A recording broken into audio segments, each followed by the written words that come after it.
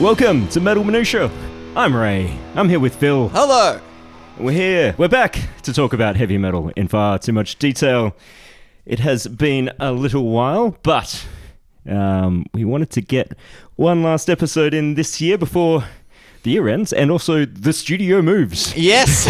How exciting. Very exciting news. We're moving into much larger and much more, what do you call it, exquisite, you know, like studio upgrade, like millions of dollars going into this. Yeah, potentially. Potentially. Allegedly. Yeah, which is, of course, a fancy way of saying that I'm moving house. But yeah, next time, maybe, in the new year when we get going again, there'll be some slightly different visuals. Yeah.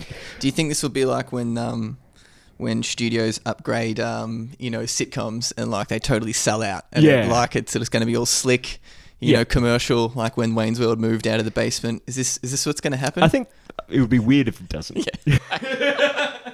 Totally. If the dollars don't start rolling in and the Pepsi commercials, what are we doing? But how are you, Phil? What's been happening? Oh, lots. It's been a pretty hectic year. It's been, pretty hectic year for heavy metal and all over, and busy for good reasons. Heaps to talk about, and heaps of gigs, heaps of albums come out this year. I've revisited a lot of music. Generally having a pretty excellent time with heavy metal as always. Excellent. Yeah, you've been to many of the gigs I went to this year, so we've got a bit to talk about there. Yeah, I was thinking about that yesterday when I was making some notes, and I really couldn't remember the first half of the year, so I'm glad you're here to remind me. Oh my. No, that's not. Now we're both screwed, man. Do you keep any kind of diary in any kind of nerd way? Do you have any kind of way of looking back on? I just record a podcast every. That's the most nerdy way to do it. I just record my thoughts and release them for all to hear. Yeah. Before we do get too far along the line, I'm a bit overstimulated today. For anyone listening, it is about 3:15 on Sunday, the 21st of December. Australia has just retained the Ashes. I'm even drinking a Final Word, which is a cricket podcast beer. So for all you crossover fans out there, I know there's at least two. This one's for you guys. Yeah. And they would be the minutia-based cricket podcast if ever there was one. So anyway, so it's been about 30 minutes since the game finished. You know, I'm still pretty wired. Yeah. You look pretty jazzed up, man. Yeah. You look super jazzed. I'm usually pretty level in life, and I'd say I'm on probably one above the normal. Which is, mate, you're flying off the handle. Yeah. You're radiating. It's crazy. Loose cannon. It's crazy in here. Just quickly on the date, it is today, 21/12. 21/12, Intergalactic Rush Day. Yes. I always forget too late in the day. It happens every year, and I'm not wearing a Rush shirt, so apologies for that. You've got a Rush belt buckle. You know, I do have a Rush belt buckle in existence. Not on today. Not on today. My Rush tattoo is going to have to suffice. Yeah, so I think that's pretty good dedication. Okay, thanks. Yeah, all right. I'm getting away with this. Yeah, that's good. Actually, one Rush album I did listen to a lot. Probably through August, September. I should have really remembered the name. The one with Animate on it. Is that called Animate? No, it's called Counterparts. Counterparts, that's the one. Yeah, 1990 or 91 or something like that. Yeah, mid-90s, maybe 94, 95, I think. Probably a weird Rush album to fixate on for 2 months, but... Totally, man, that is really bizarre. What drew you to that? Well, I've got these, as you know, these sort of 40, 50-hour playlists that I will sometimes put on. Yeah. And Animate Me is on one of those. And sometimes it'll come on when it's on shuffle, and I was just just put that album on. And then I just kept putting that album on for there you go. a couple of months. It's pretty, I think it's pretty strong. Very, I guess, poppy for as far as Rush goes. But totally. Yeah, totally. It's very artful in structure and approach, and really workman-like production as well. Pretty no arty tangents on that album at all. And I don't think it's generally a fan favorite. Yeah, from I kind of assumed that would be the case. But that makes sense then, because someone like yourself who's a great a respecter of Rush, you might say, probably not a gigantic fan or I don't have the however many albums they have. 38. Yeah, 38 albums, and you don't have a Rush tattoo, so Yeah. yeah, get out. Yeah, that's cool though. I think those albums, like I've got those with bands that I like, whereas you're not a huge fan of the band, and you like the one that other more huge fans wouldn't necessarily call one of their favorites. So it's funny how that kind of works out sometimes. But yeah, just great bass tone. I mean, he generally does, but yeah, It's particular to that album. Like, Yeah. it's huge. I think if Driven is on that album, then that's on Test for Echo. Never mind. But either way, like, you can throw on any Rush album, and 9.5 times out of 10, you're going to be like, that's a sick bass tone. Yeah. So, I've got his big book of basses over there, which is yeah. What's that about? well, What's that book about? You'll be spoil surprised to know. There's about 700 pictures of Rickenbackers and about 700 pictures of P basses, and then about 700 pictures of other basses. No spoilers. yeah. Yeah. Yeah. Anyway, we're not necessarily here to talk about Rush albums from '94. But we're not here to talk about that either. Carry on. Have you got any? Should we start with albums or events? Let's start with albums. Okay. Yeah, because I think that's a bit easier to quantify. I think the events is going to get a bit wild. Yep. So I've compiled a list of the 250 best Christmas albums. Good. I have not done that. If I was... Where's more, Christopher Lee's one? You Come know, on. you know, I couldn't even think of two. I could only think of the Halford Christmas album. You know, but there's lots. Did The Darkness have one, or did they just have a Christmas song? Just a song, maybe 2 songs. Definitely 1 song. Yeah. I mean, that's more than enough. Yeah, isn't it? Isn't it just? Oh, God. Oh, Christmas albums. Good Lord. Yeah, cool, man. Well, I've just got a bunch of... Do you want to go with 2025 albums or revisiting? Or... We'll start with 2025. Okay, cool. 'Cause I've already thrown things off by talking counterparts, but... Quite all right. This year, the albums that come to mind that are favourites of mine was Alice Cooper had a new album this year called The Revenge of Alice Cooper, and more worthy of note is the fact that it was recorded by the original Alice Cooper band lineup from the from the early mid-70s. That's very cool. And 4 out of the 5 original members, barring Glenn Buxton, R.I.P. Yeah. But they did have a recording, and they managed to put him a guitar solo, I think, or 2 on the album from him. So it's kind of a cool little nod there. And but anyway, the album is awesome fun. Like it's so cool, super enjoyable, and obviously not trailblazing by any stretch. But if you were 50-something years into your career, I'm forgiving you for just making a good album. Yeah, I mean it's really amazing that can happen. Yeah, and it's super cool. Coroner released a new album this year that they've been working on for ages, it seems like. They hinted at releasing this album for like the last 10, maybe 15 years. I don't know. But it's called Dissonance Theory, and I've really been quite enjoying that as well. Have you been listening to that? I haven't. I'd forgotten that it existed, but now that you mention it, I didn't get it. For whatever reason, didn't listen to it when it came out. But I heard some mixed reviews. But I guess anything that's 15 years after, you started talking about, it's going to be... People are going to anticipate something that is unachievable. Yeah, totally. The kind of Chinese democracy effect. Yeah, exactly right. And more so, probably for Coroner in this instance, is like that reuniting after such a long time. Yeah. And having like a basically like untouchable kind of neat little catalogue to begin with. Like I just think it was 5 albums and a compilation, and they're all just fans have their different favourites, but it's a really nice run of albums. Any way you slice it, it's really cool. And so then coming back after that time, being like, man, why do you gotta?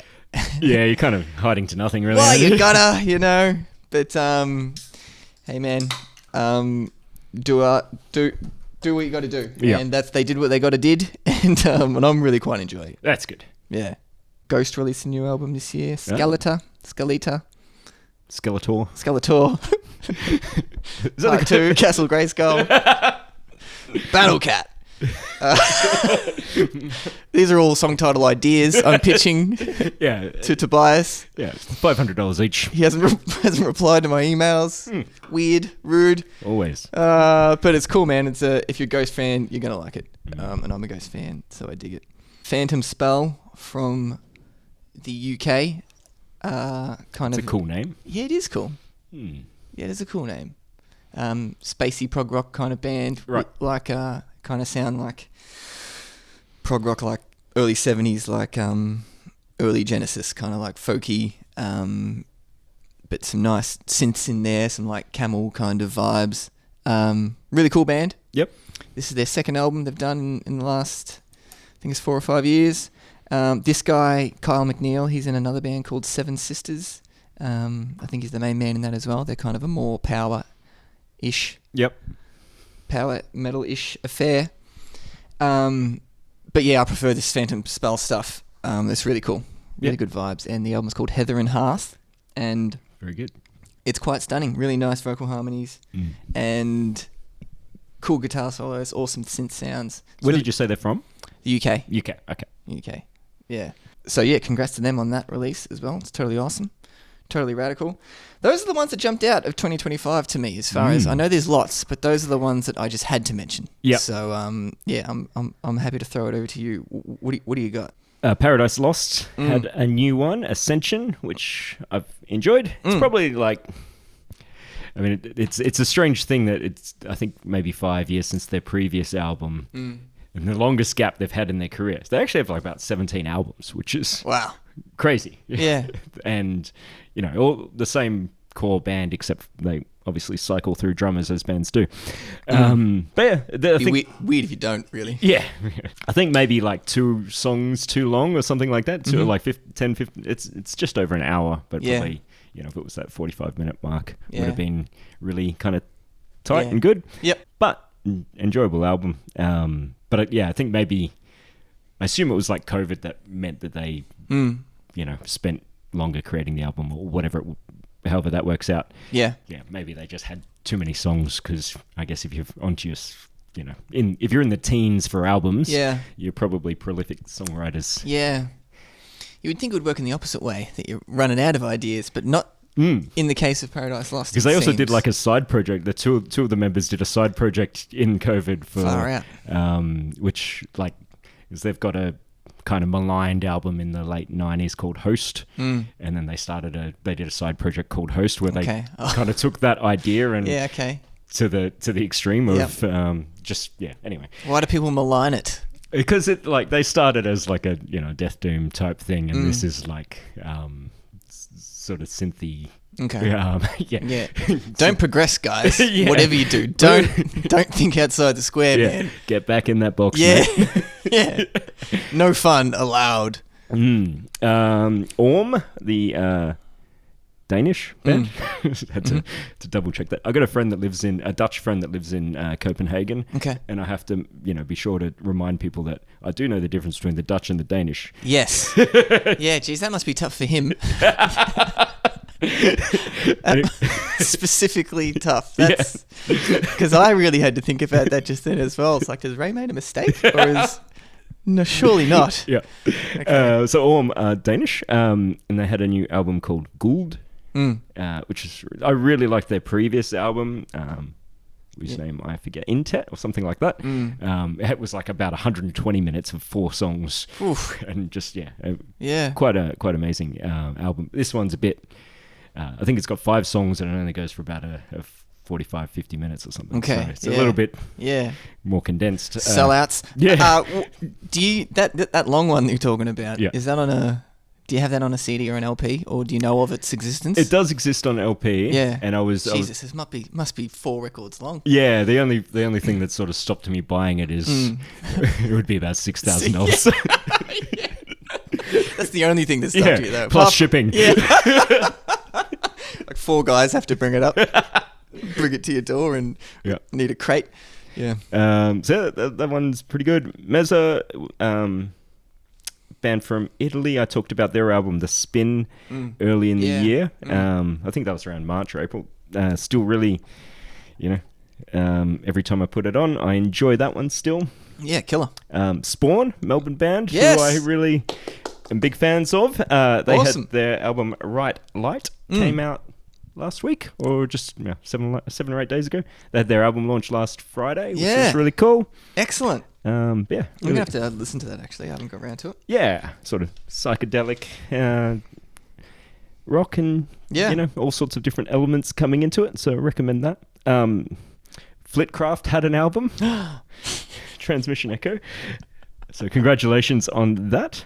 Thanks, man. I've Thanks got- so much, dude. I appreciate that. Yeah. I mean, we've talked about it a lot. Aside from when we're not recording things, so we probably Yeah. We don't need to go into too much detail there. Um, Feels strange talking about that, but no, I appreciate you mentioning that. It's, yeah. And congratulations on the album launch for that. Friend of the show, Ian, came up to me at one point afterwards and Yeah. was like, maybe one of the secrets of Steel is matinee gigs. Absolutely, man. Oh my gosh, I cannot recommend it enough.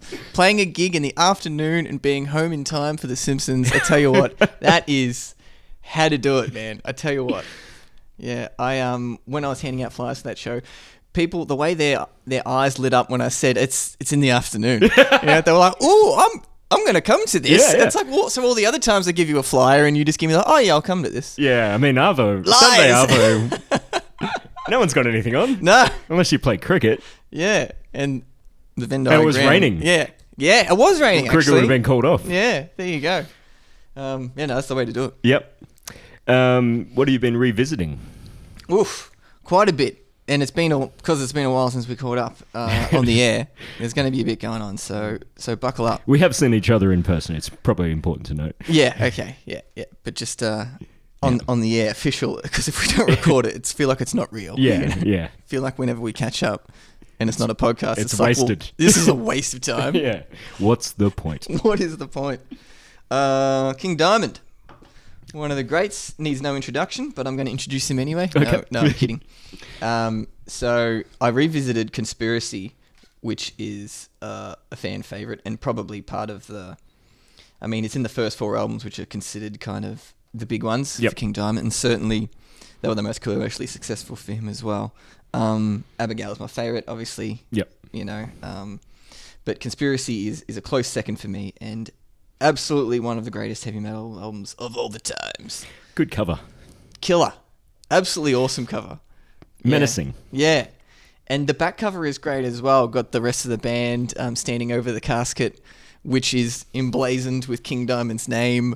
So I don't know if that means that King Diamond's in the casket. Yeah, I don't know if he's in the casket or if it's a King Diamond brand casket.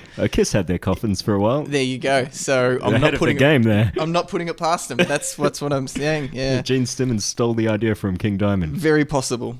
Very possible. I love that back cover. It's so cool. And the liner notes are like surrounded by like comic book pictures of the concept of what's going on in the album as well. What year is that from? This is 1990 or Okay. 89? 89. And this album, as he is fond of doing, is a concept narrative concept album, and serves as a sequel to the previous album, Them, from 88.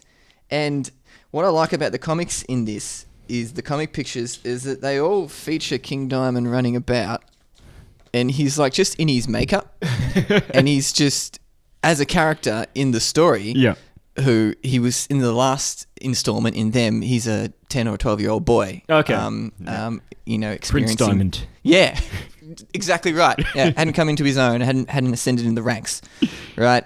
And now he's, it's set 10 years later, so now he's at, 18, 20 years old, and he's just got a King Diamond makeup on. So I don't understand, is he just King Diamond, or is...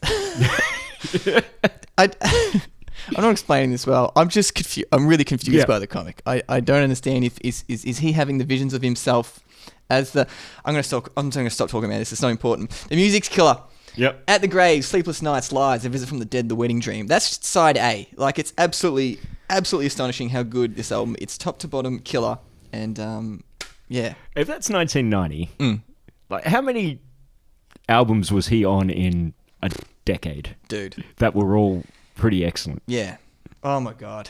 Yeah, like 83, 84 is Merciful Fate, the first Merciful Fate 2. Melissa and Don't Break the Oath. And then 2 short years later, 86 is Fatal Portrait. And then that year, the following sequential years is Fatal Portrait, Abigail, Them, Conspiracy. So from 83 to 89, that's 6 albums Yep. of absolutely unstoppable heavy metal greatness. And quite complicated. Yeah. A few time changes. It's not just like you're, knocking out sort of AC/DC albums from the mid-80s. No. There is a lot going on. Like, what a run. That's insane. You know? That's insane. That's like... We'll talk about this later, I'm sure. But that's like Black Sabbath, Ozzy Osbourne level of... That's Iron Maiden level of consistency and output, you know? Yeah. And they were successful albums. They were good. They were good sellers as well. Like in the glory days, he was. It's kind of. I mean, there's a lot of things about the Merciful Fate King Diamond that surprised me that like it translates to sales. Totally. Yeah. It's like, oh wow, and he was successful. What a world. Didn't see that coming. Totally, man. I still want to. Would love if there was footage of the first time like he sung at rehearsal. Yeah.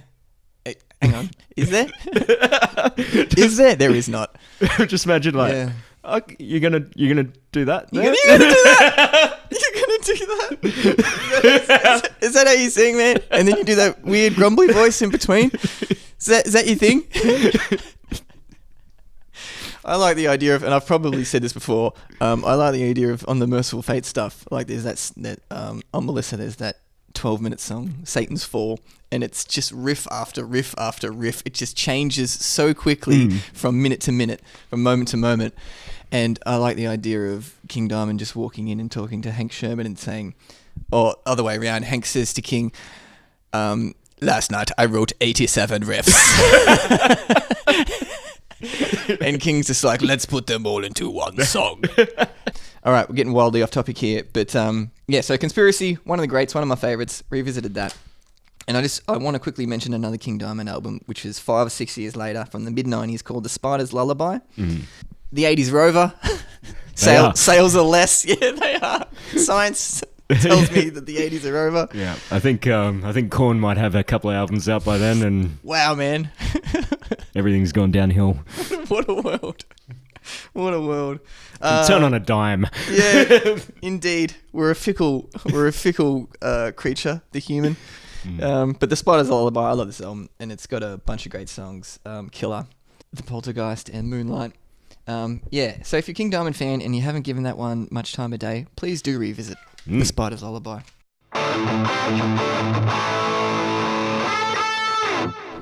What does it say on your shirt there, Ray? It's Saor, Saor. It's a Scottish sort of folky black metal band. Cool. Yeah. Because I thought it said Thor for a second. Oh. Which is the name of the next artist I'm about to speak about. Thor. Do you know this band?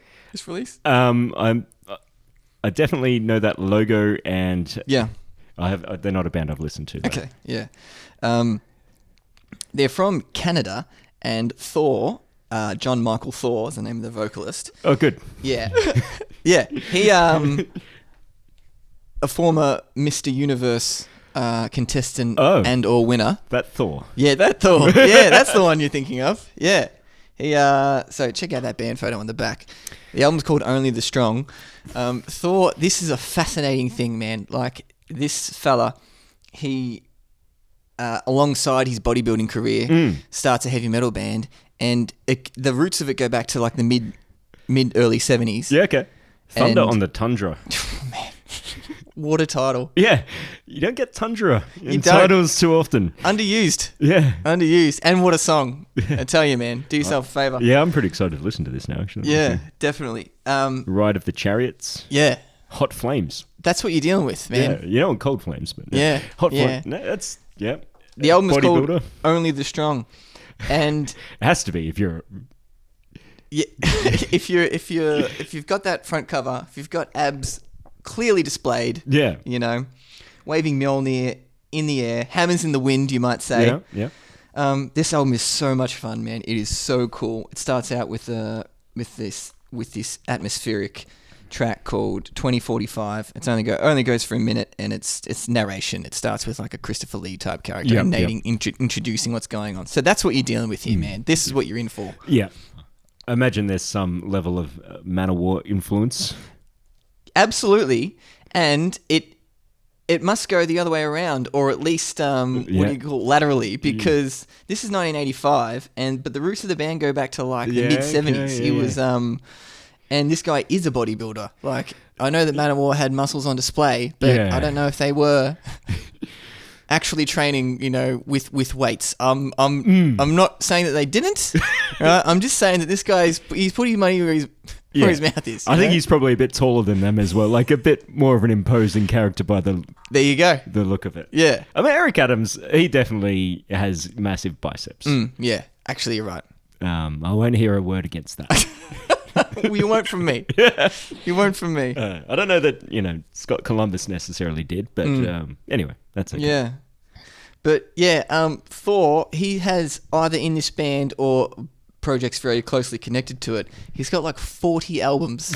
It's insane. I've tried to make some kind of sense of it because, you know, you want to get context for events like this, right? You want to know how this album come about and what have you, and whether the other stuff is any good. And of course, I've tried to listen to a bunch and make sense of it. It's just it's pretty wild. Yeah. There are some other random albums and EPs that are pretty It's quite good. the Metal Archives page. Yeah, absolutely. Yeah. Have a look. You'll be baffled. Yeah. You'll be baffled. That's what I like. Yeah. And, you know, songs about chains, like every song he talks about chains and getting into chains, getting out of the chains, breaking the chains. You got to break the applying chains. chains. Hope they don't get broken. Yeah. I mean, I just put those chains on, man. You broke the chains. Yeah, this is so cool. Definitely check this album out. It's called Only the Strong. Yeah. Very good. That is Thor. I have an EP here called Deliver Us by Warlord. Oh, right. 1983. Yeah. Are you familiar? Do you know this band? No, I don't. This one, From Me to You, is I implore you to listen to this. This is an EP. It's got 2 CDs.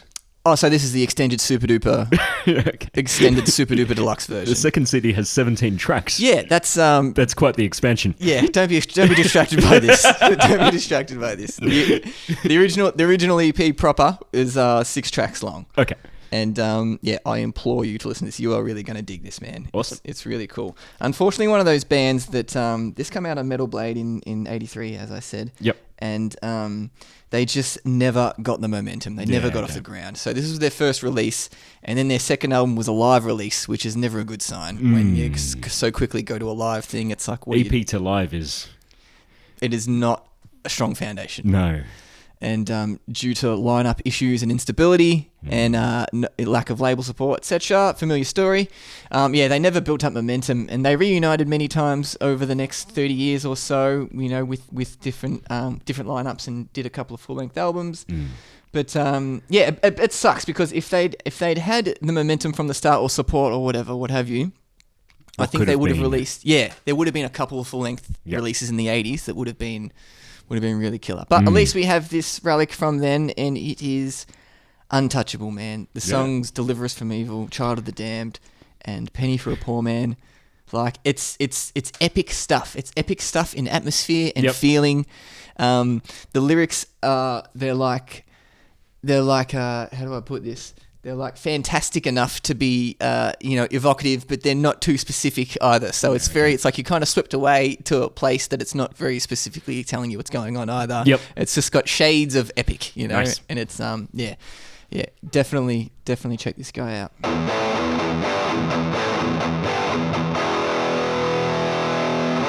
Pile Driver. Metal Inquisition. I've got that on vinyl over there. That's random. I've got the 2 albums of Pile Driver on vinyl. No kidding. Yep. That's so I'll tell you how or why later. Yeah. But you can start with that. Okay. You can lead with that. So, I mean, it's, we're 20 minutes in. There hasn't been a Virgin Steel reference yet, but... but let's break that record. Because I think Edward Pacino played guitar in this band. Mm-hmm. I know it's like a weird band in terms of like the 2...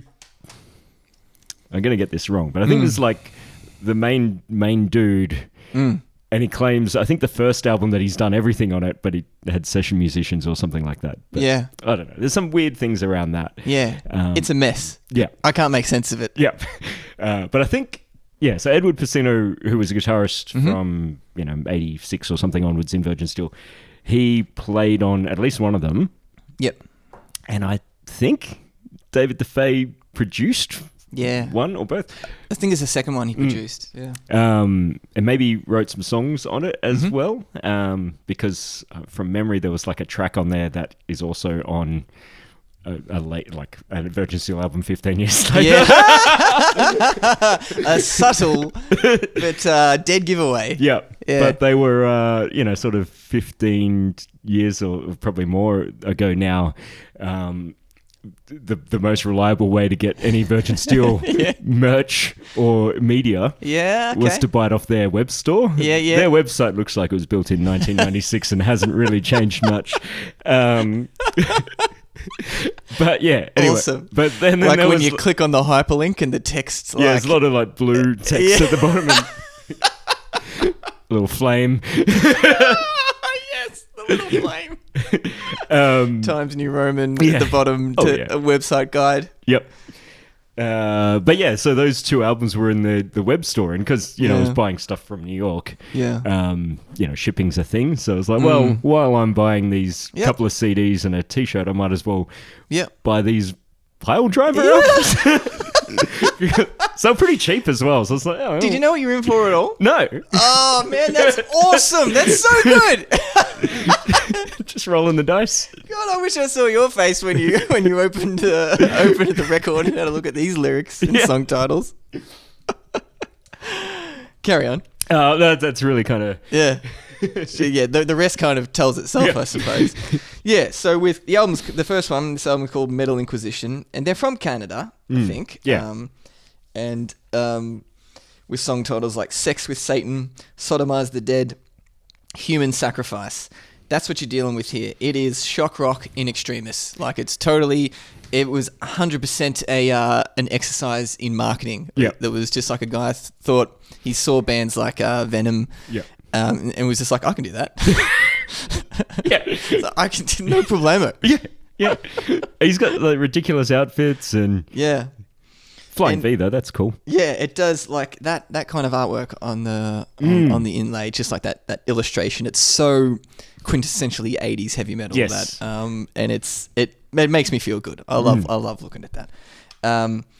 But yeah, so hilarious song titles and lyrics. But tell you what, man, the vocalist he delivers said lyrics with some conviction, and it's so much fun. It's so enjoyable. You can't do that kind of thing without conviction. No way. Yeah, you can't dial. What do you dial? You can't have it on phone 7. this in. Yeah, exactly, man. It's got to be you got to be on 10 the whole time. But this album is so much fun. I think you might recall we were chatting with Ian and you tasked him with coming top up 3 some, tough stops. Exactly. And he said Metal Inquisition by Pile Driver. And at that time, this is a few months ago, right? Yeah. At that time, I thought to myself, geez, Pile Driver, man, I haven't heard that in about a really long time. I remember hearing it once in my teens, and I was like, oh, this is pretty fun, whatever, and just forgot about it. And then I'm like, I might give that a listen again. And I tell you what, joke's on me because awesome fun. It's the one with like no thanks to the Wimps and Poses or something in the credits. So, thanks to and no thanks to. Like man, that's a Manowar thing to do. Yeah, well, I think Manowar aspire to do that. I don't think they've achieved that. No, yeah, good call, man. But this is awesome fun. Thanks Ian for reminding me of that and getting back into that guy. So I got one more for you. The final one is a band I've revisited called Magister Templi, who are a doom kind of. Oh, you were talking about them the other week. Yeah, and I'm still on that kick. Good, and it's good stuff. I had their second album from 2015 called Into Duat. Probably saying that wrong, but that's super fun. And so kind of doomy, kind of traditional heavy metal sound. That was the second one at the time, and I really enjoyed it. And I re-listened to it a few months ago, and then found out they had another album, the first one, and it's almost as good. It's really cool. And that first one's called Lucifer, Leviathan, Logos. Nice. With a killer track called Lucifer, which I there's a few songs called that, I am sure, and it is, not unfamiliar lyrical territory. But I tell you what, there is a riff in that song for the times, for all the ages. So put that in your pipe and smoke it, please. All right. That's what I have to say about that. Yeah, thanks for the reminder on that. I guess I've got to get onto it. Yeah, cool.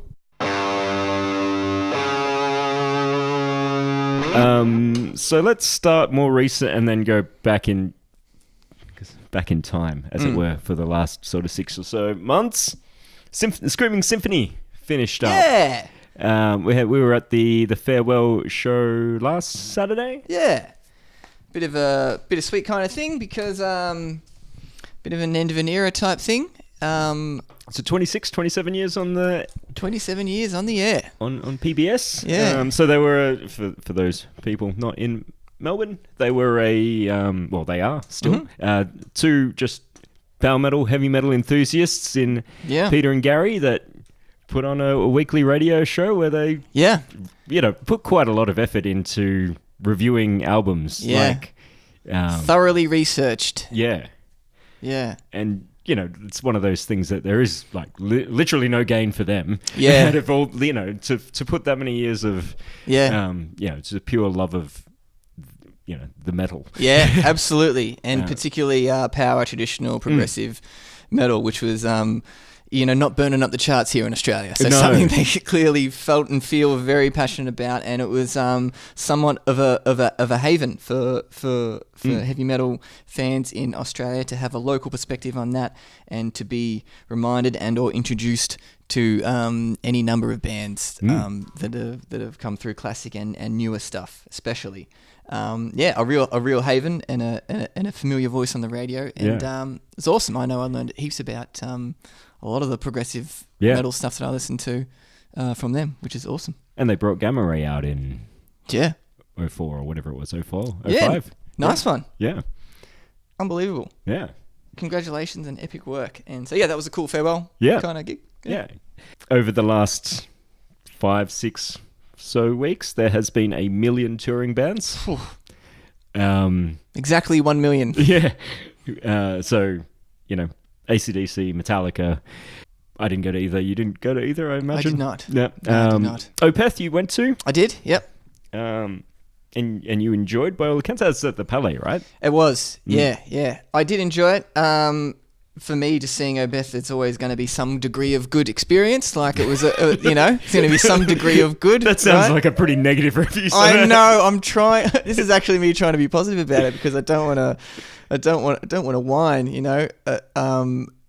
because it was a good show, but they just played a best of set list, and I particularly love, as you know, the last 3 or 4 the prog rock albums. Yeah, and they didn't play a single song off those ones. They didn't play nothing this last 15 years or whatever. Exactly. Just ignored it entirely. So needless to say, the fans were enraptured. Everyone in the joint was having a wonderful time. And but what can I say? Like I'm grateful that I had the opportunity to see them tour those particular albums. So I saw them perform those songs live when they were new. So that's awesome. So that's what I mean. I can't complain. But did they play a couple of the newest album? Yes, absolutely. Okay. Yeah, they did. Would have been weird to not do that. For sure. Yeah. No, they're promoting that new album that came out. I was actually going to talk about that song as a release of this year, but it came out last year, man. Like I can't believe. Yeah. It must have been at the very end of last year. So time's hard to keep track of. Indeed. Blood Incantation, which I know you didn't get to make it, and Secret Chiefs 3 were the support, I guess. It was sort of like there were some people there that didn't know who Blood Incantation were. They were just there for Secret Chiefs 3. No kidding. Yeah. And I wasn't, that's not really my area, so I wasn't overly familiar with them. Well, at all. It was pretty funny because I tried to listen to them like in the couple of days leading up, and it was just like on Spotify with the sort of top tracks. I was like, I have no idea what this is. Like, this does not make any sense. Okay, yeah. Because it's like some people from Mr. Bungle, and so it's pretty Yeah. out there music. Yeah, yeah. But live, it was actually pretty good. Yeah, yeah, cool. But yeah, just it's like, yeah, I'll give it a look, but Yeah. I don't know what this is. Yeah. They look like they're having fun. Good for them. Yeah. But Blood Incantation were awesome. Sounded phenomenal. Yeah. Yeah, So- Spew, I missed that. Hopefully someday in the future I do see some kind of repetition of that. If they play that album again at an anniversary thing, it'll probably be waiting 20 years for it. But that would be cool. But yeah, as I totally adore that last album they did. But you didn't get to go because you're at Steel Assassins. How I was that? was indeed. Yeah, it was great. It was another great event in a long line of great events by Dave Balfour. I see he's just put up the poster, save the date for... Yeah. 2026. Number 14. Ah, Dave, you absolute machine. Yeah. Awesome. Yeah, not 6 weeks after the event, he's already ready to go again. No rest for the wicked. Yeah, good on him. It's cool. Yeah, it was a great event. I was actually at a record store, well, like a secondhand record and whatever store, on the Saturday, and because that's when Common Guilt were playing, I sort of, I think it must have been earlier in the day than you eventually you'd sent a message with the picture of the appropriate guitars that they were using. Yes, totally, man. Yeah. But I was at this secondhand store and saw their debut album on the shelf. I'm like, yeah, it's a bit of synchronicity here. I'll pick it up. Indeed. Yeah, So meant to be. That's a sign if I ever saw one. Yeah, so I gave that a play on the day. I didn't get to see them. Maybe they'll play in Melbourne. I don't know. Yeah, they'll have to do one in Melbourne. I'm sure of it. But I was glad it was. Sounds like it was a good festival from everyone I've spoken to who was there. But Nice. Essence Festival, I was at the start of October. Start of October? Yeah. Feels like a long time ago, but it was about... Yeah. It's because November was so gigantic in a lot of ways that it's kind of made this end of the year seem longer. So the start of the year seemed further away than it... I'd forgotten, I remember when the night of Opeth, because I'd forgotten they were playing, and I was like sort of looking on the gig guide for what was on this weekend or whatever. I'm like, why is there no metal gigs this Friday? And then eventually I've flicked through to the bit where it said, oh, Opeth are playing. Yeah. That would explain why no local bands are playing. Yep. Yep, something to it for sure. That would explain something. Finger on the pulse, they say. Yeah. But yeah, Essence was an excellent one by Dan. 3 days actually in Canberra, the 3 nights in Canberra. So yeah, what an epic undertaking. Yeah. Congratulations to Dan on that. My Dying Bride played in September. Yeah. Without Aaron on vocals, which was controversial to but they had I don't actually know his name. If the singer from Swallow the Sun was singing for My Dying Bride. Yep. He did it's always one of those things no one's ever going to be happy. Yeah. But I think it did as well as can be done. Yeah. And I had a great time at that. Just hearing some of those riffs live was just cool, unbelievable. And the Northcote Theatre. That's been a few gigs there this year, and it's just been great atmosphere, great sound, and awesome. Yeah, because Blood Incantation was there and sounded immaculate. Yep. Testament was there this year as well. That was this year. Yeah, right. Yeah. Testament was this year. And Hammerfall was there. Oh, January. Also. Yeah. And that was this year too. I had forgotten about that. Yeah. There you go. That was some cool hammers in the air atmosphere that night as well. That the was ugliest guitar on earth. That hammer guitar. Oscar. I had successfully repressed that. And you're welcome. Yeah. Very good, sir. David Coverdale retired. Yeah, talking about ends of eras. Yeah. Crazy. I mean, probably, he's of an age. Indeed. That's one way of putting it. Scientifically accurate way of putting it. Well-deserved retirement, I would say. And, totally. I know he'd had some throat problems or something a couple of years earlier. Yep. So obviously didn't feel like he could do it the way he wants to do it, and quite the front man. Yeah. So you you can understand him. Yeah. He doesn't want to sit on a stool and. Yeah. That's not the way he rolls, man. Yeah, that is not the way. Yeah, he is one of an absolutely classic era.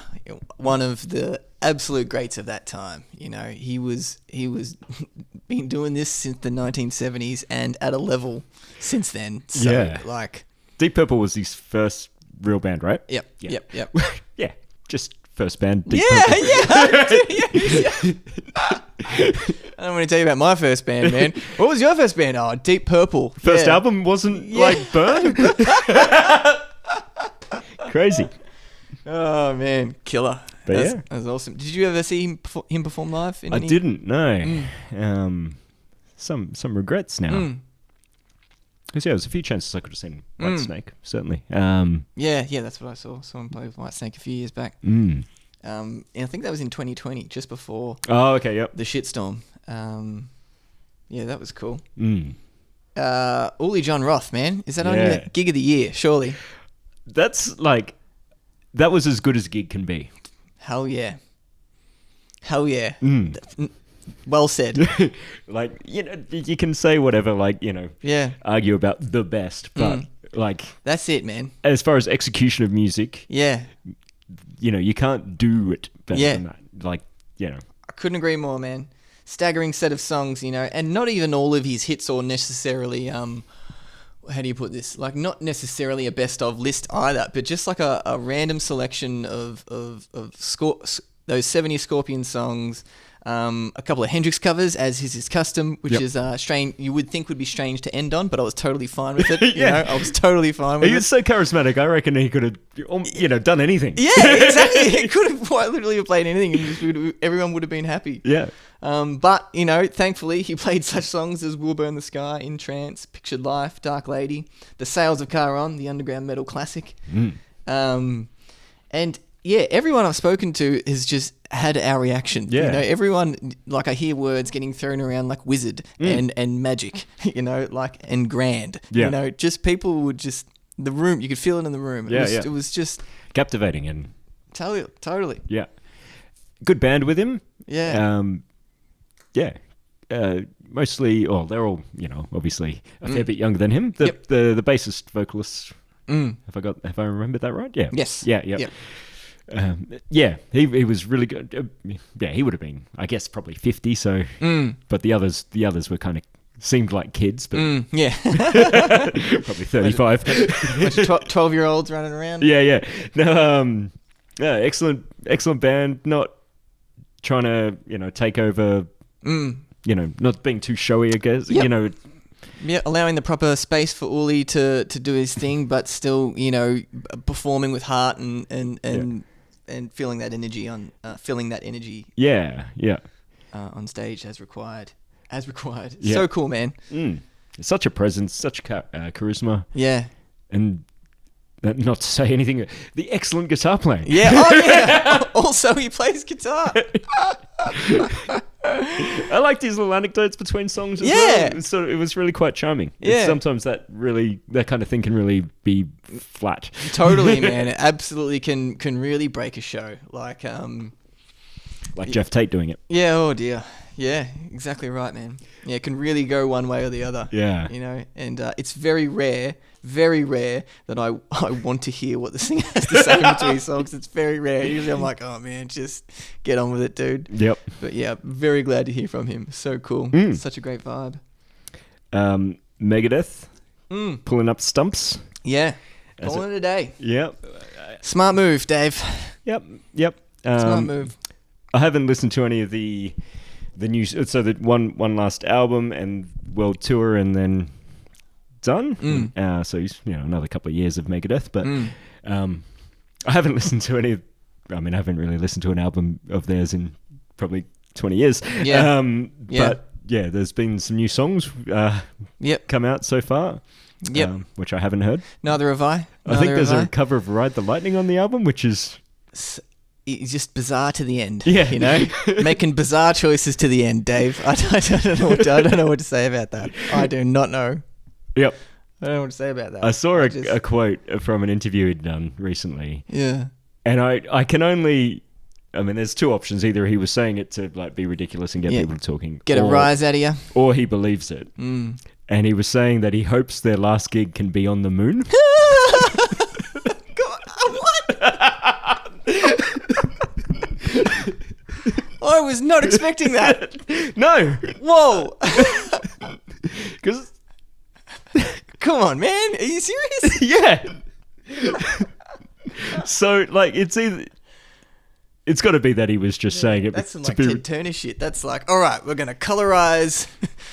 Yeah, far out. I'm surprised he even believes that the moon landings were real. Hang on. Maybe the full thought was we're gonna firstly land on the moon for the first time that humanity has done so. And then we're going to play a Megadeth show. Then we're going to play Rust in Peace on the moon. Yeah. Oh my God. We're going to play Ride the Lightning on the moon. Just as, What's more bizarre? Playing Ride the Lightning or being on the moon? I probably eat part and part. Yeah. Probably. Yep. Oh my God, that's funny. Hey, look, man. I'm going to try and keep the jokes aside here because I love Megadeth Yeah. and Yeah. I love Dave, and I'll always remember Megadeth as a powerhouse, man. Yeah. Like they have rightly earned their place in the absolute elite levels of classic heavy metal. Yeah, you know? absolutely. Got my Albums copy of So Far So Good. So What? Signed by Dave just over here. signed by Dave, love it. I oddly have the same album randomly signed for some reason. Isn't that weird? Yeah, You know? that is pretty weird. Is yours as beat up as mine? Probably. Yeah. Probably equal. Yeah. I think I bought it for about $10 from Dusty Records in Wollongong in Nice. 2001 or something like that. Yeah. Well played. Great album. So Far So Good. So What? Yeah. Albums like that. Peace Sells. Rust in Peace, of course. Countdown to Extinction. I mean, just staggering stuff. Yeah. Absolutely unbelievable. And there is, of course, that famous article in The Onion, the satirical newspaper, The Onion, saying that humanity and the arts persist even though Rust in Peace has already been created. Yep. Which, of course, is a laugh riot, but It's also true. it's also totally, man. The kernel of any joke is, is some truth, and it's like, yeah, Rust in Peace, like, cool, man. No, one of my favorite Onion articles, and Yeah. I'd say easily my favorite website. Yeah, The Onion. yeah. There's Nice. one from I think it's like 1996 or something, and it's about tough times hit Springsteenville. Yeah. Yeah. Anyway, let's not go down that That's rabbit good, hole. yeah. But yeah, it was the first metal band that I saw. I'd say, first big band I saw was AC/DC, but Megadeth was maybe a year later when I was 14. I think. Yep. Yeah, and you've got. I probably don't have time for your excellent Megadeth story. That's for another time. Yep, but But yeah, same tour. The World Needs a Hero, I think, was that. Yeah. World Needs a Hero with Al Petrelli and Jimmy DeGrasso Jimmy on the DeGrasso drums. and David and Ellison and Dave Ellison. Yep. Still in the band at the time. Yep. Yeah, Enmore Theatre was. I think it was August 4th. It was around then. It was early August, yeah. Yeah, maybe August 8th. Hot August night. Yeah, well. But yeah, I was there with my brother Stu just before, we were both living over east. He just moved back to Perth about a week later. So yeah, it was. It's one I can sort of have in time pretty well. But yeah, at Enmore Theatre, it was awesome. Yeah. Yeah, that's killer. It never occurred to me that it might have been over 18s, and I just assumed, and it was all fine. You just bought a ticket and went? Yeah. And it was fine? Yeah, and I lived in Nowra, so it was a fair... Yeah. Yeah. In hindsight, I probably... Anyway. I borrowed an ID off one of my older brother's friend's brother, and they didn't even ask me. I just walked in. I think I was 17. I just walked in the door. And oh no, wait, sorry, I'm confusing that with another tour. There was the System Has Failed tour a few years later. Yeah. But yeah, this time I'm talking about walking in when I was about 17. Yeah, they didn't even ask me. And when I got inside, I went to the bar, and my brother's mate goes, "Oh, Phil, nice one. Did you get in?" Nah, mate. And yeah, total failure. Hope I can still hear him from outside. Cheers, Macca. Love you, man. But yeah, it's one of those things. Probably the best that Megadeth ends. Yes. I mean, Hey, always better to call it yourself Yep. than be ushered out of the room uncomfortably. yes, yes. Always better to call your own taxi. Yep, yep. And yeah, I haven't engaged with the band in the last 20 years, but yeah, certainly through my teenage years and early 20s, they were a band I listened to on repeat. Yeah. And yeah, Yeah. very soft spot in. Come to Australia, Dave. We will be there, man. Around the same time, maybe, Brent Hines of Mastodon, or formerly of Mastodon, passed away sadly. Yeah. He left the band and then, And then a few short months later, yeah, killed in a motorcycle accident. it's very, quite sad. And yeah, it was a bit of a weird period when he was out of the band and sort of Yeah. some of the stuff that Some was pretty nasty back and forth between the band, or uncomfortable back and forth. Yeah, Yeah. but I think the legacy of his music with the band is Yeah. I know you're a big fan. Yeah.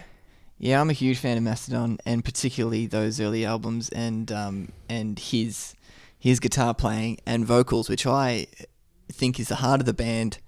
So when it was announced that he was out of the band, I was totally shocked, because I don't know how, and this is before he passed away, so I just can't imagine how they would carry on without him. I just Yeah, simply don't understand. But bands evolve and change, and they can lean on other things, of course. So they will record again and release new music. But I just still remain shocked about his ousting and how whatever he leaving. I don't care about that. That's not my business. I don't. Yeah. But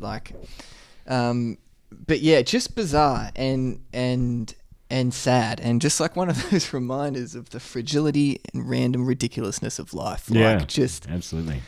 Because he wouldn't have been 50 at most, or Yeah. something. Yeah, 50-ish. Mm. Yeah. Just, yeah.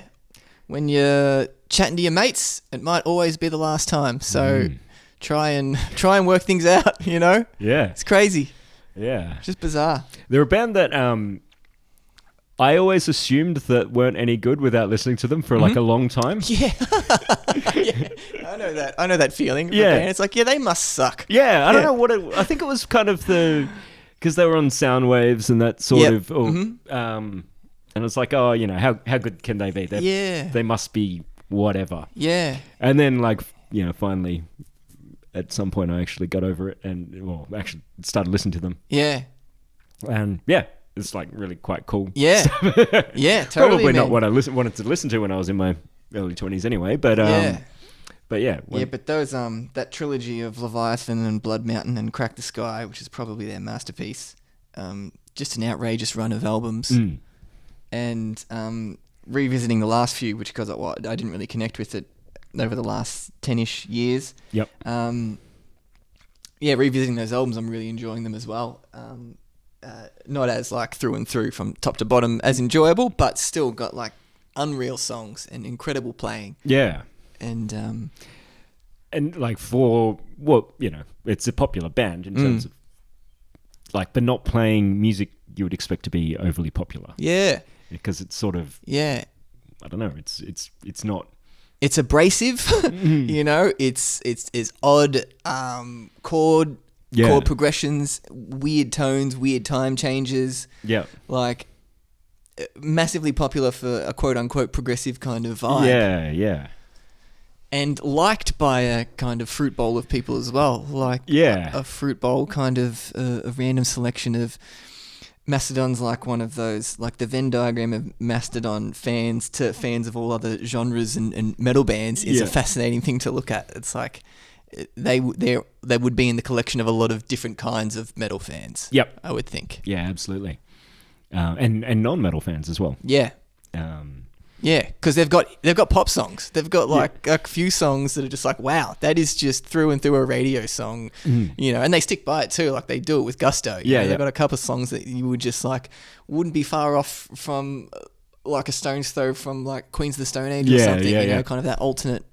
Yep. Which is probably being on Soundwave is probably what kind of like made you balk at first. Anyways. Yes. Really fascinating. Yeah, I make mistakes in life. Hey man, But- we're not perfect. No. You know, The, I'm perfect, but Well, you know, yeah, I mean- you know, the royal we. I mean, yeah, like yeah, you know, the broader public. yeah, I eventually listened to Opeth, you know. yeah. You got around to it eventually. Yeah. Can't hold that against you forever. No. Rest in peace, Brent Hines. We love you and miss you. But great music, which we will keep rocking on to Yes. for all the times. And I guess that takes us to the... So it's kind of interesting in a way that the last episode we recorded was the one with Ed, but that on that night before had been the Black Sabbath final show. Yeah. Same day or same weekend. Yeah. Yeah. Time differences get confusing, but yeah, and you know, within Must have been a couple of weeks. a month or at most, I guess. Yeah. Ozzy, of course, passed away, which Yeah.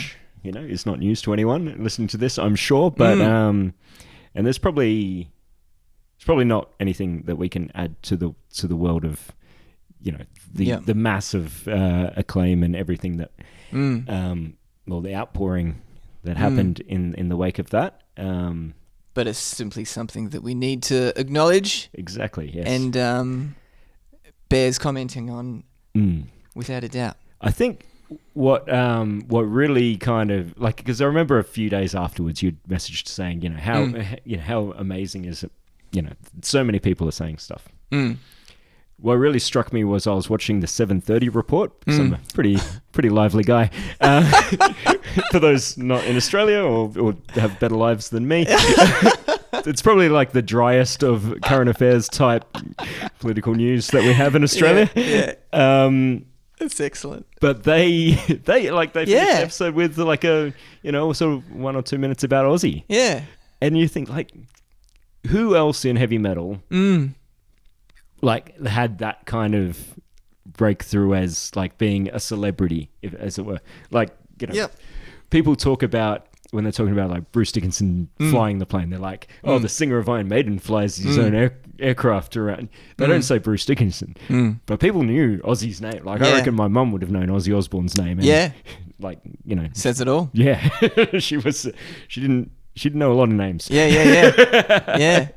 But yeah, and I think part of it probably that hits a lot of us, the mortality aspect, I suppose, where a lot of our parents' generation, or like, you know, people our age, a lot of us would have parents that listen to Black Sabbath, and that's one of those things that kind of calls into, you know, you start lining up different ages, and you're like, oh, you know, if Ozzy's gone at 76, and then you start thinking about, you know, if you were listening to them when you're 15, Yeah. that sort of mortality aspect, and you know, if you got family members that might be about that same sort of point, it can really kind of hit home in those sorts of ways as well. Yeah, absolutely. Yeah. Something that's that bears mentioning is that I think that gigantic show they had, what was it called? Was it The End? Shit, I don't know. That was the name of the maybe it was The End. I thought that was the name of their last tour. Yeah, maybe. That huge celebration they had for the retirement, celebrating the end of Black Sabbath and Ozzy Osbourne as a performer, with that huge festival lineup of bands and artists, that was really, even though it was a staggering lineup, it was still only like just brushing the surface of of Ozzy Osbourne and Black Sabbath's impact and influence. Yeah. Just like, even though it was gigantic, it was still just a glossing over really of heavy metal history. And but him being there and being, you know, cheered on by that gigantic crowd of people, and also because they live streamed it, you know, the world was cheering him on. And it's pretty magical that he essentially attended his own funeral, you know? You know, he was there. You got to hear everyone say the nice speeches that you get at a wake. Exactly right. Yeah. Yeah, like how cool is that? Like, I think that bears mentioning. I think that's totally awesome, and that makes it a very worthy celebration. And like, that's killer. Yeah. We probably don't need to, it goes without saying that Black Sabbath, excellent. Staggering stuff. World-changing stuff. Which you can just listen to again and again. Yes. And yeah, we will surely be revisiting the 70s Ozzy Osbourne era of Black Sabbath again, and probably talking about favourites and whatever in the future. We'll be back. I think it's appropriate to finish with a quote from Frank Zappa, which is a quick one, and it's a very simple one.